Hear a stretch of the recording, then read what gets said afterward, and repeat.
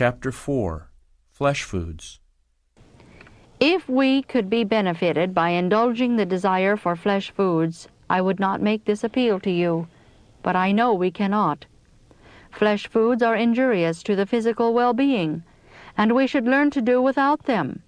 Those who are in a position where it is possible to secure a vegetarian diet, but who choose to follow their own preferences in this matter, eating and drinking as they please, will gradually grow careless of the instruction the Lord has given regarding other phases of the present truth, and will lose their perception of what is truth.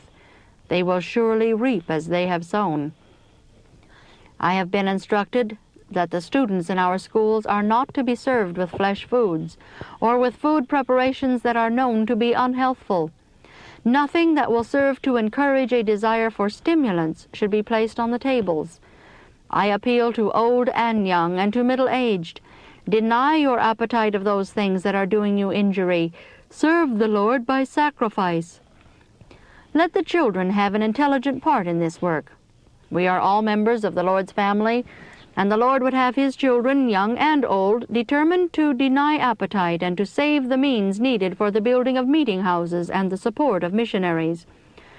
I am instructed to say to parents, place yourselves, soul and spirit, on the Lord's side of this question.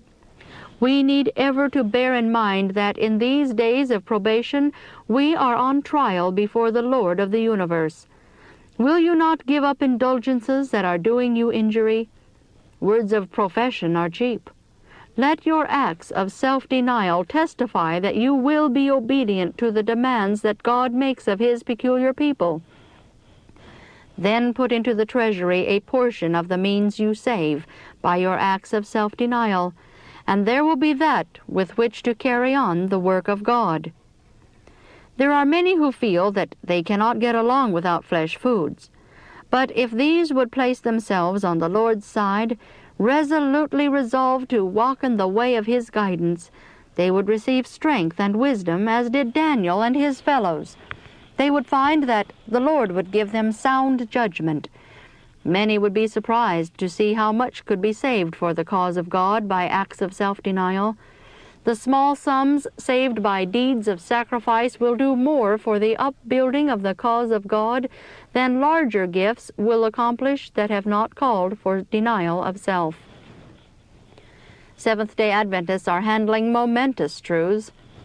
More than 40 years ago, the Lord gave us special light on health reform, but how are we walking in that light? How many have refused to live in harmony with the counsels of God? As a people, we should make advancement proportionate to the light received. It is our duty to understand and respect the principles of health reform.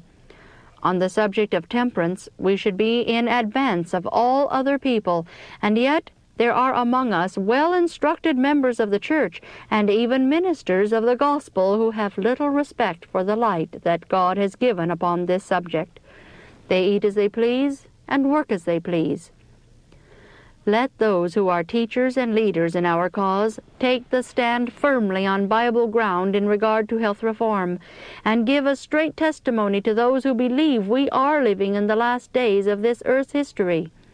A line of distinction must be drawn between those who serve God and those who serve themselves. I have been shown that the principles that were given us in the early days of the message are as important and should be regarded just as conscientiously today as they were then.